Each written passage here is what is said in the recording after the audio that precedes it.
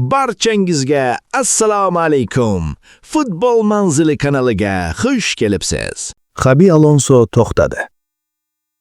U kiyinish xonasida bir lahza jim qoldi. Atrofga qaradi.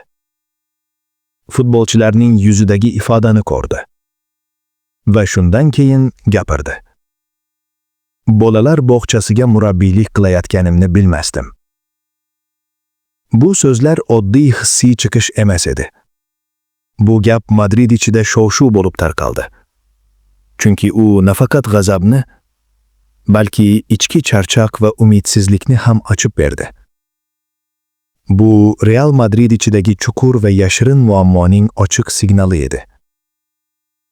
Xabi Alonso Real Madridga kelganida undan aniq va qat'iy narsalar kutilgandi. Maydonda tartib, kiyinish xonasida intizom va butun jamoada nazorat. U Bayer Leverkusenda aynan shu tamoyillar asosida jamoa qurgan edi. Agressiv pressing, yuqori ritm, maydonni to'liq egallab, raqibni nafas oldirmaydigan tizim. Bu futbol mexanizm kabi ishlardi. Har bir futbolchi o'z vazifasini aniq bilardi.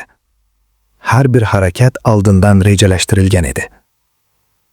Ammo Madridga kelgach, bitta haqiqat juda tez ayon bo'ldi. Real Madrid Bayer emas. Bu yerda yulduzlar ko'p, ego katta va sabr juda qisqa. Marka xabariga ko'ra, muammolar noyabr oyidayoq sezila boshlagan. Mashg'ulotlardan birida Alonso maydonga qaradi va ko'rgan manzara uning kutganiga mutlaqo mos kelmadi. Pressing sinxron emas edi. Qayta joylashish sust. Taktik intizom yetishmasdi. Va eng muhimi, futbolchilar uning talablarini ichki qabul qilmayotgandek ko'rinardi. Xabi Alonso buni yashirmadi. U buni ochiq ko'rsatdi. Va aynan shu lahzadan boshlab Real Madrid ichida jarayon asta-sekin o'zgarishni boshladi. Xabi Alonso uchun muammo endi faqat taktika emas edi. Bu kiyinish xonasi edi. U Bayer Leverkusenda ishlagan tizim jamoaga tayangan edi. Hammaning bir xil yugurishi, bir xil pressing, bir xil javobgarlik. Lekin Madrid boshqa dunyo. Bu yerda futbolchilar tizimdan oldin turadi. Ism tizimdan katta. Ego rejalardan balandroq. Mbappe, Vinicius, Bellingham. Ular buyruq bajaradigan askarlar emas. Ular o'yinni bitta lahzada o'zgartiradigan figuradir. Mashg'ulotlar esa og'irlasha boshladi. Bir mashg'ulot, bir nechta ko'rsatma, bir nechta murabbiy ovozi. Taktik ma'lumot haddan tashqari ko'p edi. Futbolchilar o'ylab yugurdi, his qilib emas.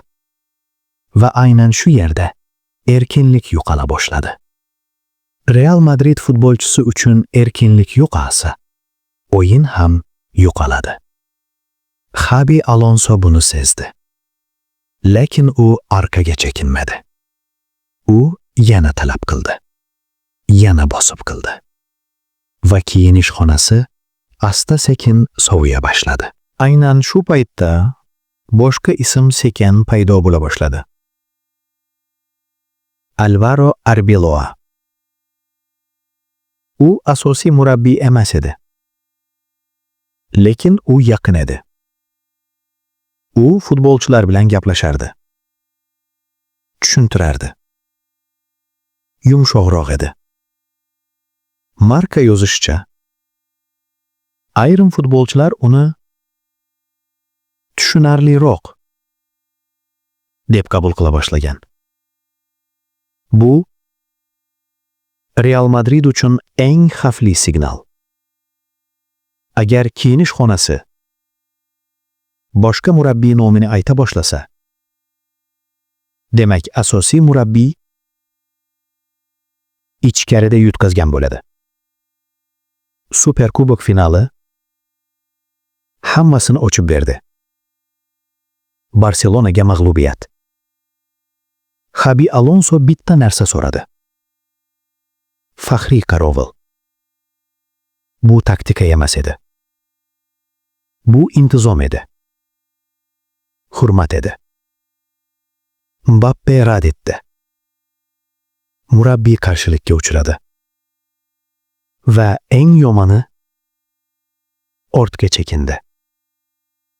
Real Madridda murabbiy bir marta chekinsa, ikkinchi marta buyruq bera olmaydi. O'sha lahzada Xabi Alonso kiyinish xonasini yo'qotdi. Natija emas. Obro'. U mag'lub bo'ldimi? Yo'q.